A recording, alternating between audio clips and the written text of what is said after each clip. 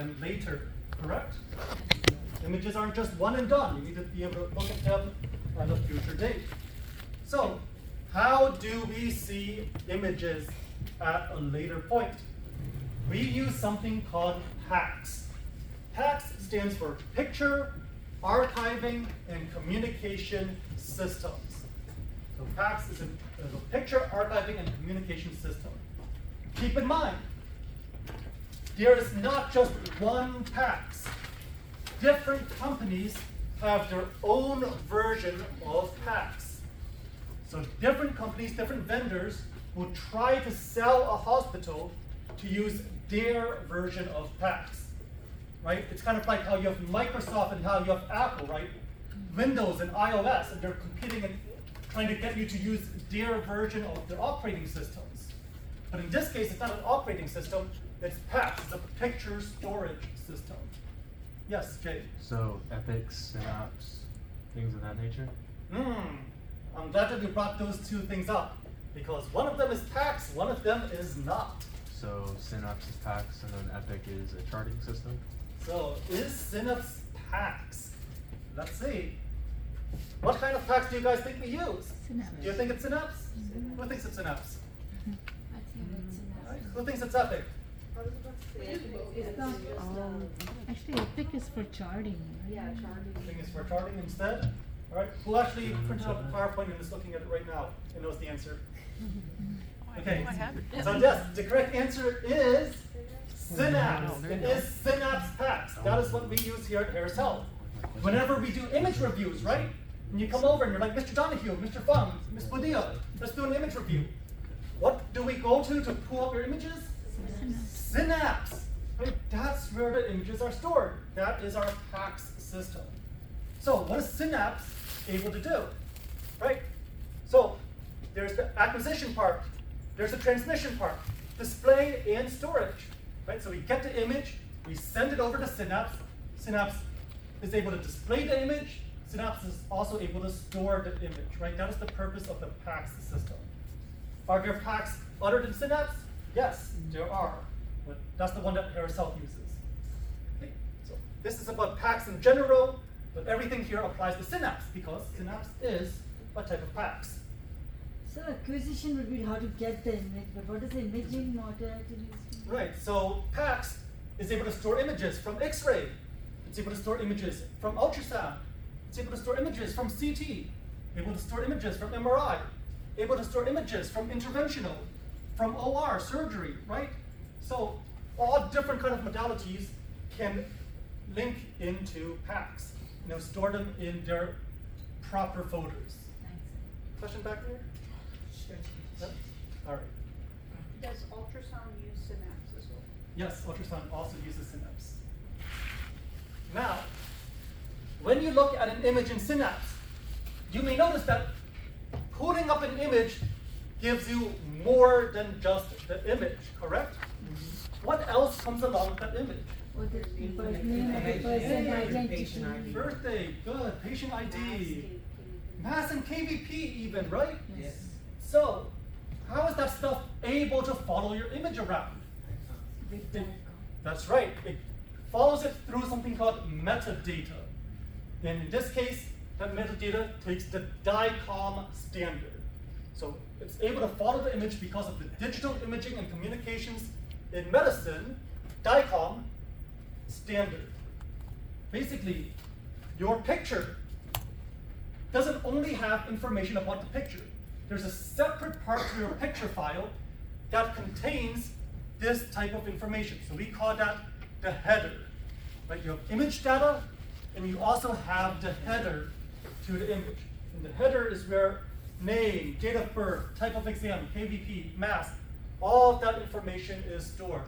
Right? Exposure index, S values, all of that follows the image thanks to the DICOM header. And notice that the DICOM header is a standard. What do we mean by a standard? All of them have it? Standard is something that you compare with.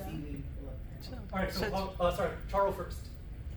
I said, the standard thing you should see when you pull up an image. Standard thing you should see when you pull up an image. Should be name, date of birth. Okay? Shaheen, what do you Standard is think? something that you compare other things to, sir. Standard is something you compare things to. Okay, that is another valid definition of standard. So in this case, when we say standard, this is more about standardization. So we said we have different types of packs, right? But all packs use the exact same DICOM header. That way, if you go from one hospital to a different hospital, they can send the images across and the information follows it. Even though, right, the hospitals may use completely different equipment, might use different packs, but the DICOM header makes sure that things like name, date of birth, MRN, right, all of that can follow the image wherever it goes. So that is our DICOM standard. Excuse me, sir. Yes, Shaheen. So what is image data, and what would image data include, sir? So image data is the information used to create your actual image. So that is the KVP and mass, but then No, you said that's in header. no. It's the thing, it is the information about the individual pixels. So the information about the pixels in the image, that is your image data. So what do we mean by information about the pixels? Which pixel is it? And what brightness does it have, right? That is what you need to create your image, because an image is just a collection of pixels. So you need information on every single pixel. So that is your image data. It has nothing to do with mass, it has nothing to do with KVP, right? Because the image doesn't show mass, the image doesn't show KVP, the image shows only black, white, or gray, right? That is what your image shows. Black, white, gray. So that is the image data. The black, white, and grays of your image. In other words, the picture, sir, It is your The- raw data. the image that you see. The image that you see is the histogram, right? It's the histogram used to create your image, right? That is your data. For example, an X-ray that you would see, sir, right? That is, your manifest image comes from your image data, yes. Oh, I see. Right. Now, as far as acquisition goes, keep in mind that images must be in digital format to be stored in packs, right? You can't just take a piece of film and shove it into the server and expect it to work, right? So we have these things called digitizers back in the day. Back when we were transitioning from film to digital, we had digitizers, which are really fancy scanners. They would scan the X-ray film and create a digital version of it to put into the system. If you go back far enough in packs, so if you pull up Synapse and you search for images from like 2007, 2006, right? You will find examples of images that were digitized, that were scanned in from film. Can you show us? If I have time. If I have time. Remind me at the end of class. Okay, now CT, MRI, nuke med, right? Ultrasound. These all create digital images by default. And now radiography also creates digital images by default with CR and DR. So these will just go directly into packs. No digitization required. Right, it's already digital. Okay. Okay.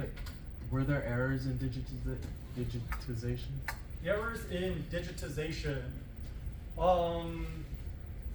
It was possible to have errors in digitization. The most common or most dangerous type of error was an error in entry for where the picture was supposed to go. Because when you digitized, you had to be like, all right, this picture belongs to this person, last name, first name, date of birth, MRN, a session number, type of exam, right? And so you're typing that in for every single image you're trying to digitize. If you made a typo, you forgot a 0 in your session number or a 0 in the MRN, and suddenly that image has gone to the wrong location, right? So that would be a potential error in digitization. So that is why every time, for every single image that was digitized, people would always go back and double check to make sure the image popped up in the correct place, and if not, they would have to go back and fix that mistake. Now, when we have our images in packs, are you only able to see the image where you shot the image? No. You can see the image elsewhere. So if you did an X-ray at Ben Top, can you pull up that image at LBJ? Yes. Yes, we can. If you shot an X-ray at LBJ, can you put it up here at Fortis? Mm-hmm. Yes, sir. If I shot an X-ray here, no. If I shot an X-ray at MLK, would I be able to pull up the image at home? No. Depends, maybe, Yeah. right? Yeah. Do I have access, right? Radiologists probably do have access. So what is this called? This is teleradiology, right? And I think we've all become pretty familiar with this concept of teleradiology thanks to the pandemic, because that did force a lot of radiologists, right, to try and do their readings from home. Okay, so this doesn't necessarily mean from home or from a beach in the Bahamas, sipping martini, right? Yeah, looks like bronchiectasis to me. All right, next. Right? No, right? Teleradiology is just being able to see the image from anywhere, right? That is not the original site, right? Not the original console. So you can view this at any workstation in the hospital or anything connected to the network, and multiple people can look at the image at the same time, right? It's not like a piece of film where you have to pass it around, right? Like, oh, I think that's bronchiectasis, how about you? Nope, I think that's pneumonia, how about you, right? Don't just pass the image around, everyone can look at it at the same time, right? So that's the benefits of teleradiology. Now, keep in mind that this does depend on a secure network, right? So we have these network controls, not everyone can access PACS. Only people with select authorization are able to access PACS. Right, so you, as students, will have the ability to access PACS. But, for example, nursing students would not have the ability to access PACS, right? On a need-to-use basis.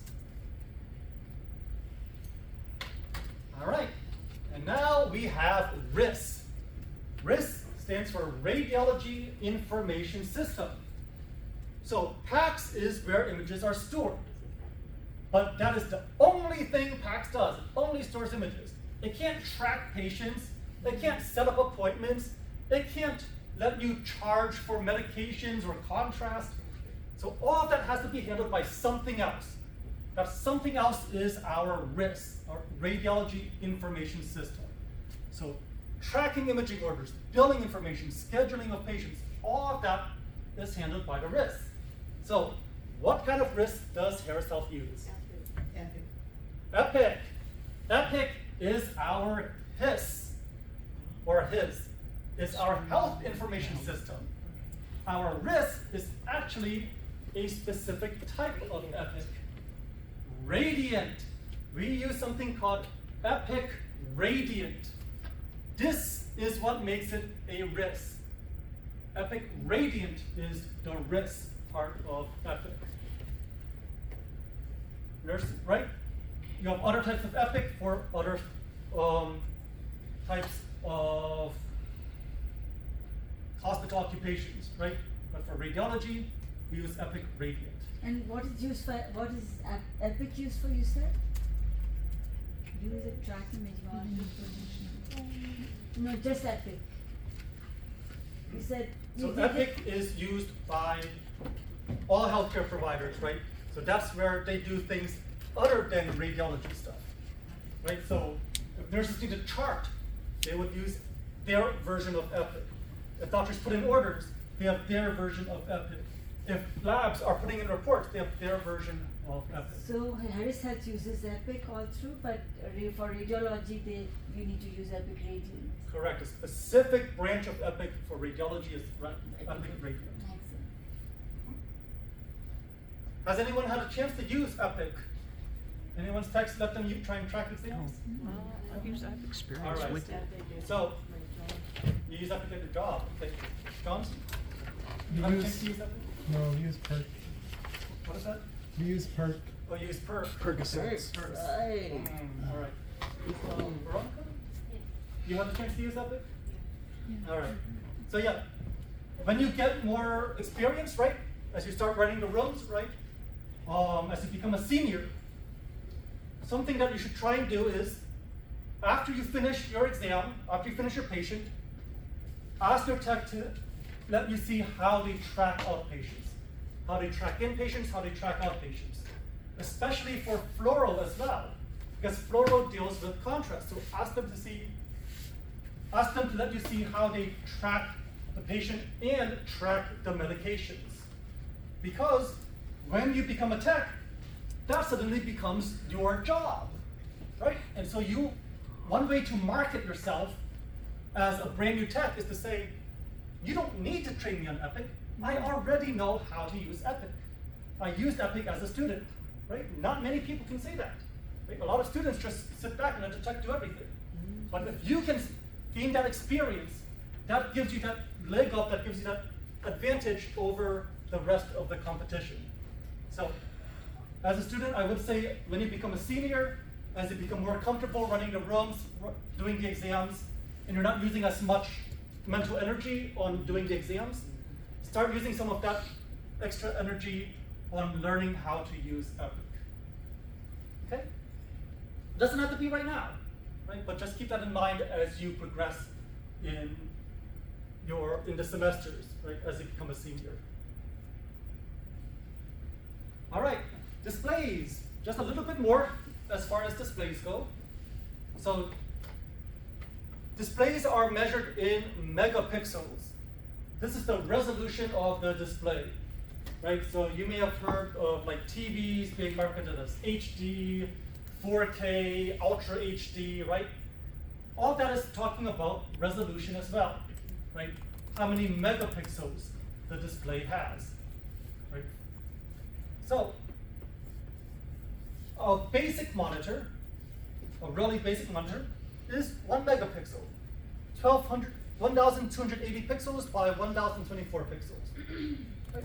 That's about 1 million pixels, 1 megapixel. That's enough for your basic monitor, like when you're shooting X-rays inside the room. This is usually what you would pull it up on.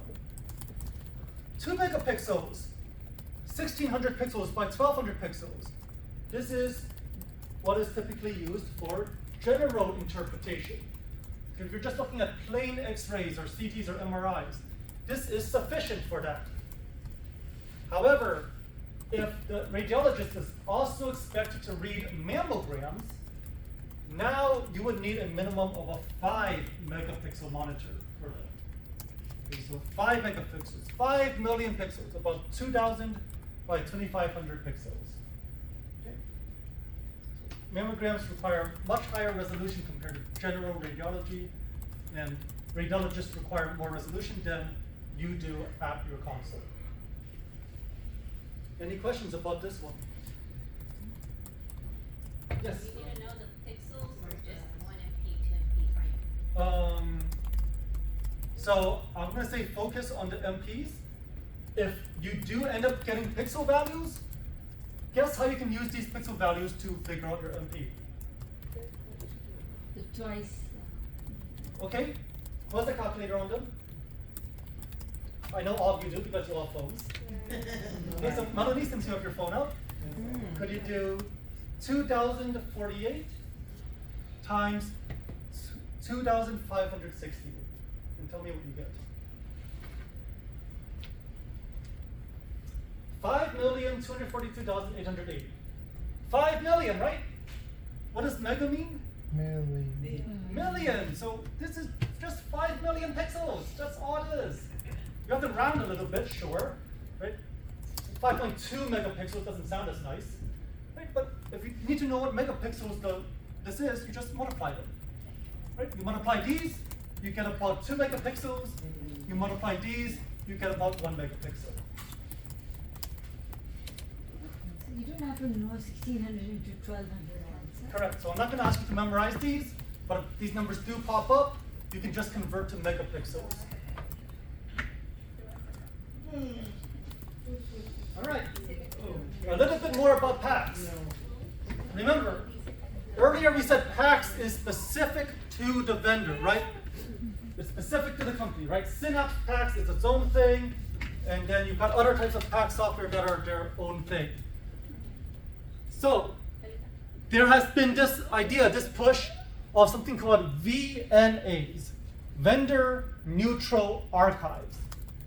These are supposed to be able to handle things from all PACS, right? Because sometimes PACS don't like to communicate with each other. a vendor-neutral archive means that it doesn't matter what kind of PACS you're using, right? It's able to handle data from everything. It's a way to kind of decentralize things. That would be smart. It would be smart, right? Yeah. It's a tough sell though, right? Because companies like you to buy into their own products rather than using something generic, right? VNAs would be something generic, like a generic brand, right? But Just keep making updates. right, exactly. Companies want you to buy their name brand, so VNAs. This is what we're pushing for, but it's slow going right now. We also have these concepts of health information exchanges. Health information exchanges are just a group of hospitals or a group of healthcare providers that have agreed to share their information with each other, right? So your patient records and everything are shared among the entire group so that moving between providers is a lot easier, right? If you go to one provider and you need a reading from someone else, you can just send it over, no problem, right? Easy access across everyone there. So usually these are grouped in like geographic locations. So you've got like a health information exchange for like part of the Midwest or something like that, right? Or you've got a health information exchange for like the Bay Area of California, something like that, right? So all the hospitals and healthcare providers there have agreed to share data, share systems across. In with different countries as well, sir. In case if I wanted an X-ray from here in Pakistan or Bangladesh, I could get it. So it would depend on if they're part of the health information exchange. For example, in Europe, I know that I think a few countries have formed a health information exchange so that no matter which country you go to, they'll be able to access your information without needing to go through a whole bunch of different procedures. Finally, disaster recovery processes. So we have our information stored in PACS. We have all these X-rays stored in PACS. But what happens if the server melts down or explodes or it goes bad? What happens to all those images? Discovery. They're gone, right? If the PACS, if something happens to the PACS, right? If an earthquake randomly hits and destroys the PACS servers, all those images are gone. All those patient records are gone. So there needs to be some sort of backup plan, right? There needs to be a second copy of the information somewhere. And so that is the job of the disaster recovery processes. Disaster recovery processes are these guidelines that the hospital uses to figure out how they're going to keep separate copies of this information somewhere else. So if something happens to the main copy, we can always grab the backup copies. Does that make sense? Mm-hmm. So if there's a fire in the hospital and the servers get destroyed, we can always pull up the backup copy. If hackers get in and they lock down our server and we can't access it anymore, there's always the backup copy. And where is the backup copy, sir? They don't tell you because if you knew, bad people could attack the backup copies as well. It's like in the internet. So it is somewhere else. Somewhere else. It's in bedtime. Right? Okay. Data storage. So how do we store digital information? Well, on computer servers, right? Just like other websites and things, they store information on computer servers. Now, there's three types of servers. In-house, the hospital owns its own servers. Cloud-based, a different company owns the servers, the hospital leases the servers from that company. And then hybrid, recent images are stored on the in-house servers, long-term storage of information is stored outside on a cloud server. So, these are the three different types of servers that may be used.